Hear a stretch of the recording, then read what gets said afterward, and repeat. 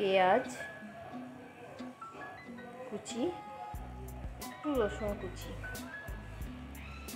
আদা রসুন জিরে পেঁয়াজ লঙ্কা সব বেটে দিব, কিন্তু ম্যারিনেট করার সময় অল্প রসুন আর অল্প পেঁয়াজ কুচি আমি একটু দেই ম্যারিনেট করার সময়।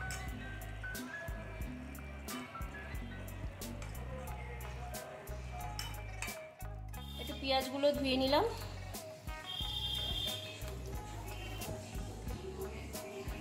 এই পেঁয়াজগুলো বাটা হবে।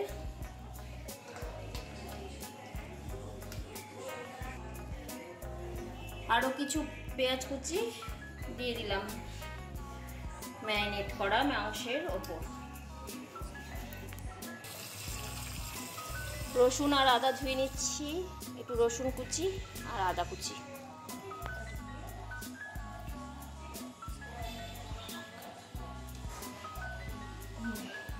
দিয়ে একসাথে বাটবো।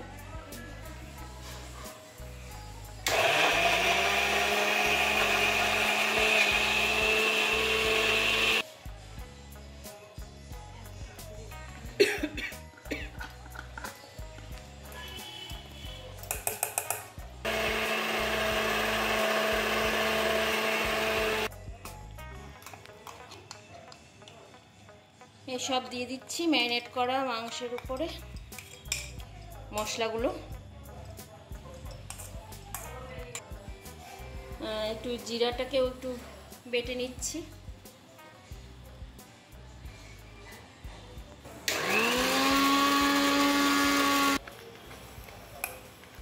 কাঁচা লঙ্কা দিয়ে দিচ্ছি।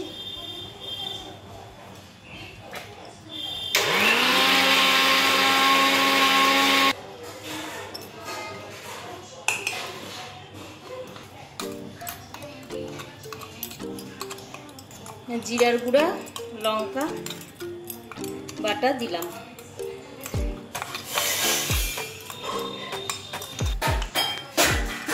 মাংসটাকে আরেকবার মেখে নিচ্ছি মশলা দিয়ে। এই গ্যাসে কড়াই বসালাম।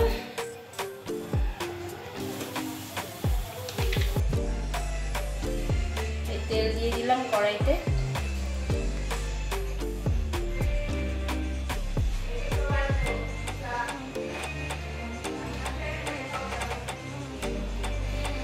গরম হয়ে গেছে, এই জিরা দিয়ে দিলাম ফোড়নে আর শুকনো লঙ্কা।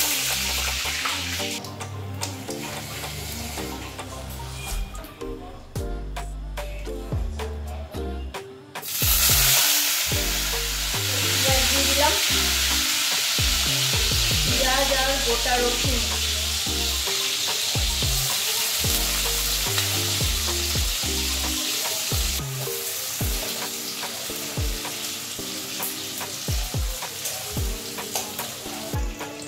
ম্যারিনেট করা মাংসের উপরে একটু টক দই দিয়ে দিলাম।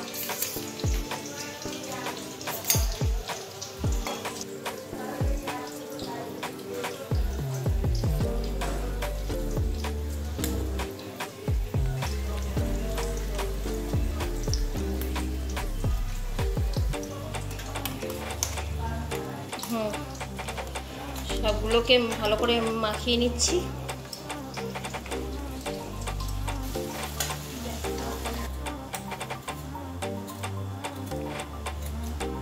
আলু দিতে চাইনি, এখন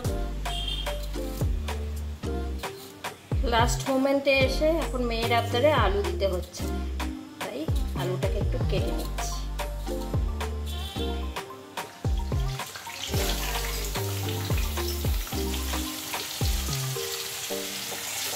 একটু হলুদ লবণ দিয়ে দিলাম।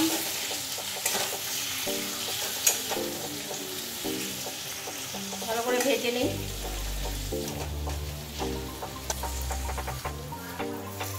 ভাজা পেঁয়াজের মধ্যে মাংসগুলো ঢেলে দিলাম।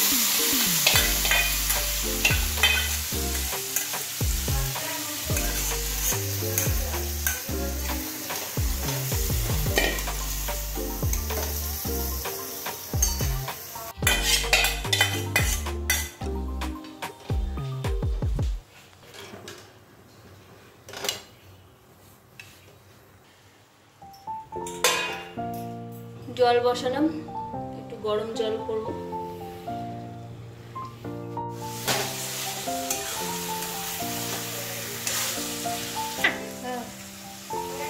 কষানো হয়ে গেল মাংস। মাংস প্রায় হয়ে আসছে। এখন একটু গরম মশলা দিয়ে নামিয়ে নিব।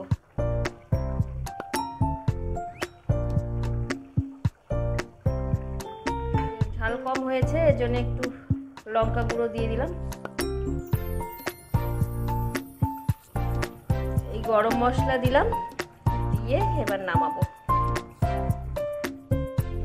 হ্যাঁ, হয়ে গেল, রান্না কমপ্লিট। চিংড়ি মাংস রান্না কমপ্লিট। কালারটা কেমন হয়েছে বন্ধুরা? ভালো না? তোমরা অবশ্যই বাড়িতে ট্রাই করবা এইভাবে, আর কমেন্ট করে জানাবা।